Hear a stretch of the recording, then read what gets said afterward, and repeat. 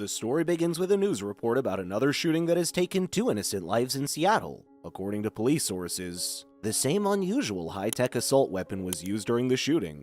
The same gun has been traced to several homicides in the past few weeks. It was believed at the time that it was done by a notorious gang.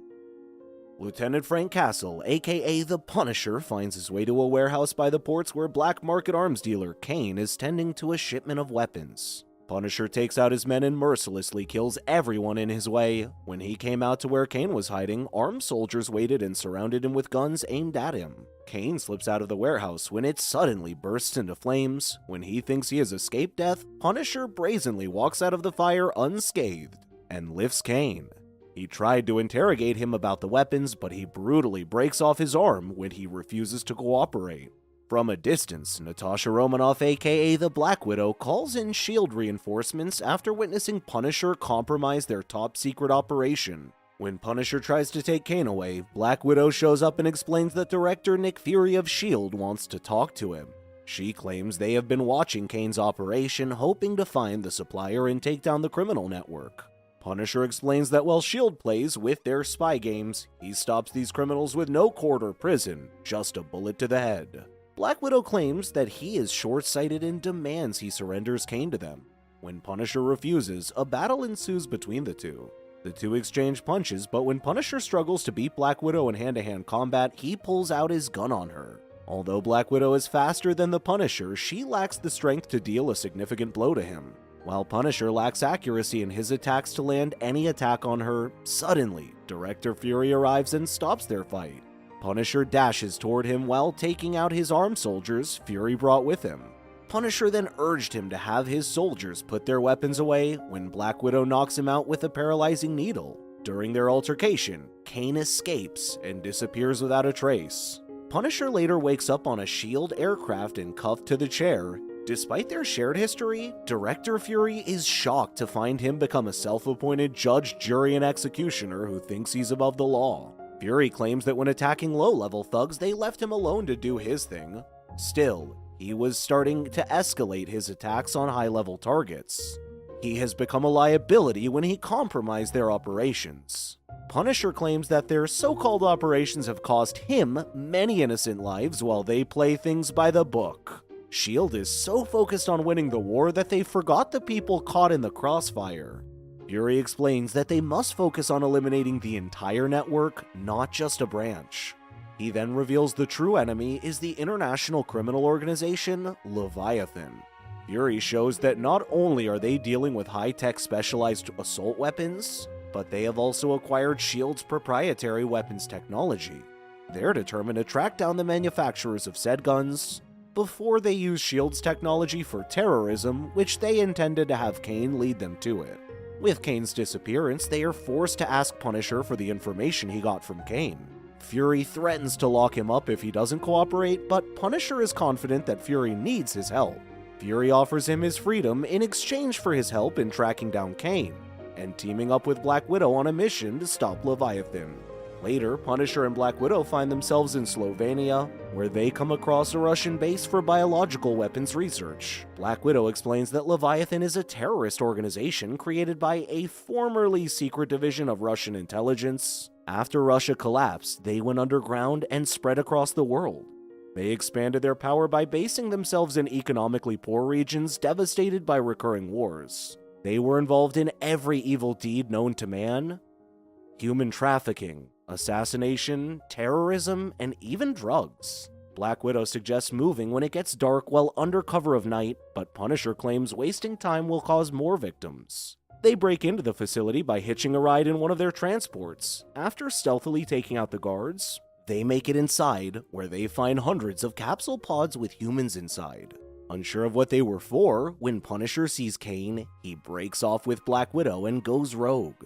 Black Widow tries to stop him, and a fight breaks out. Punisher claims he doesn't play by their rules, and that she and Fury must clean up after their mess. Meanwhile, Punisher goes after Kane and captures him again. When he came around, Punisher started interrogating him about the humans in the capsule pods while threatening to take out his eye before killing him.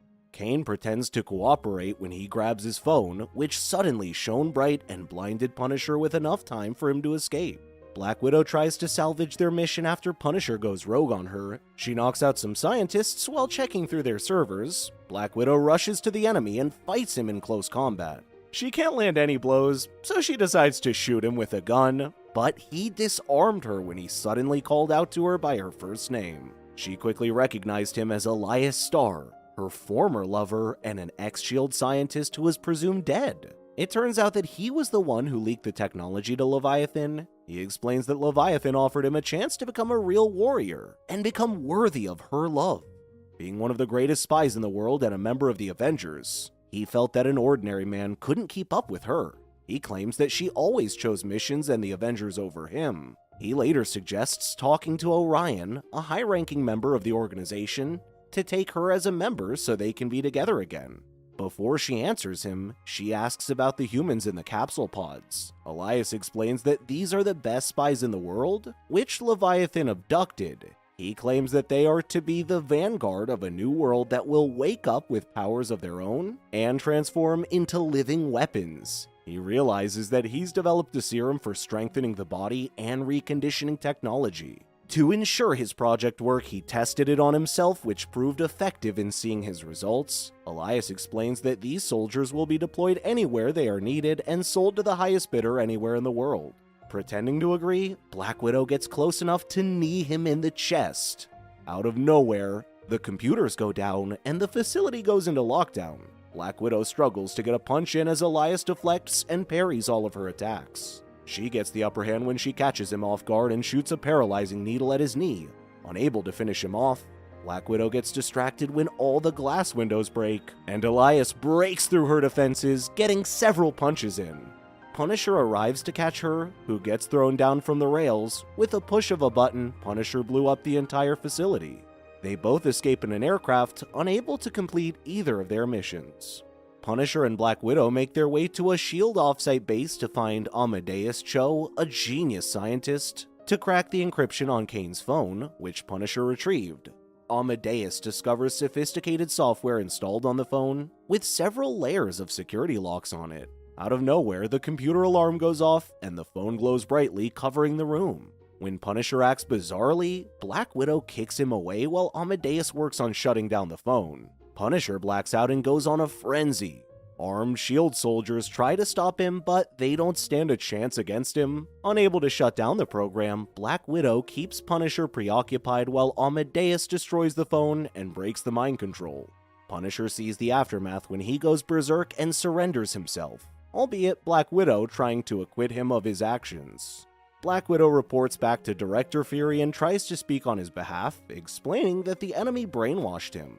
During their conversation, she realizes that Fury already knows about the brainwashing technology, hence why she was made partner with him in case one of them went berserk. Fury explains the danger of sending a superhero with powers to confront Leviathan, only to have his mind controlled by the same enemy they are trying to stop.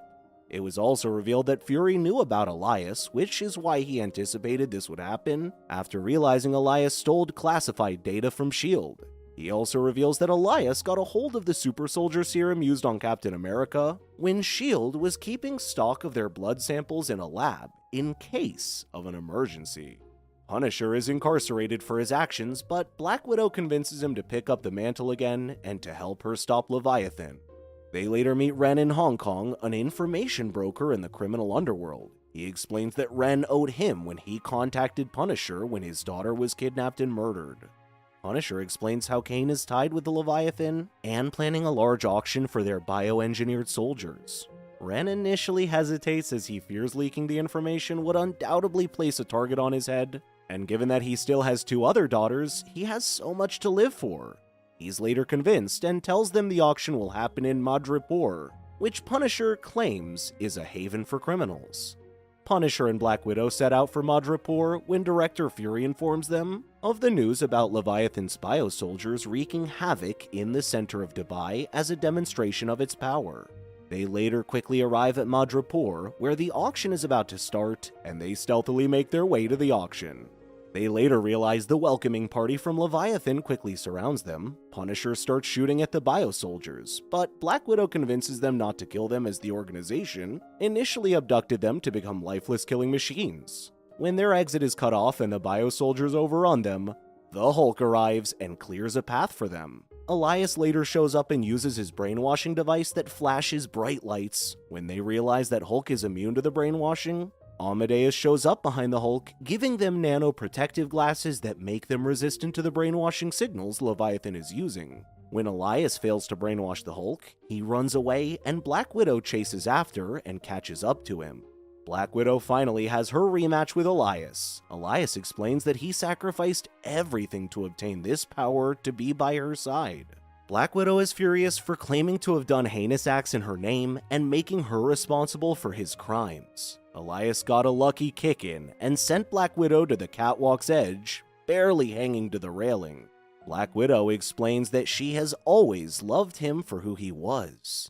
After realizing his mistake, Elias reveals that there is a kill switch to the biosoldiers in case of emergencies. He explains that Orion has the kill switch, but it will be difficult as the buyers and their security teams will be there to stop her if that happens. Hawkeye arrives and shoots arrows that shatter the wall protecting the auction hall. Meanwhile, Iron Man, War Machine, Thor, and Captain Marvel arrive on the battlefield to deal with the biosoldier mob. While Hulk and the Punisher cover their backs, Elias and Black Widow sneaked inside and confronted Orion with everyone else focused on the battle. As the battle continues, Orion himself is a fully armored suit that shoots out red lightning with his hands. Although alone, they don't stand a chance against Orion. But together, they chip away at his strength and push him to his knees. They later retrieve the kill switch, which Elias destroyed, and the biosoldiers stopped moving. The buyers and their security teams realize no point in confronting the fight, so they retreat. Punisher arrives where Orion is and finds Elias with his back against a wall. The Punisher pointed a gun at him when Black Widow urges him not to. When Orion was about to shoot his powers at Black Widow, Elias jumps in and covers her from it. Punisher realizes that Orion is the mastermind behind it all, so he confronts him and gets close enough to stab him in the head with his knife. With all the fighting over, Elias dies in Black Widow's arms after taking the brunt of Orion's last attack, making him her hero for the last time. Later, S.H.I.E.L.D. arrives and cleans up after Leviathan. Director Fury criticizes Punisher for having a hand in the death of Elias and Orion. Punisher claims that he doesn't work for S.H.I.E.L.D., he works on his own terms, and he does what needs to be done when the law doesn't. Director Fury then orders Black Widow to arrest Punisher for murder and face his life in prison, which he has no plans of resisting. When Fury says it is her responsibility to ensure he's locked up, Black Widow removes his cuffs when his back is turned against them. Later, Punisher tracks Kane to a bar in Miami and finishes the job. The end. Thank you so much for watching. Check out these other videos, and please make sure to subscribe and tap the bell to be notified about our latest videos. See you next time.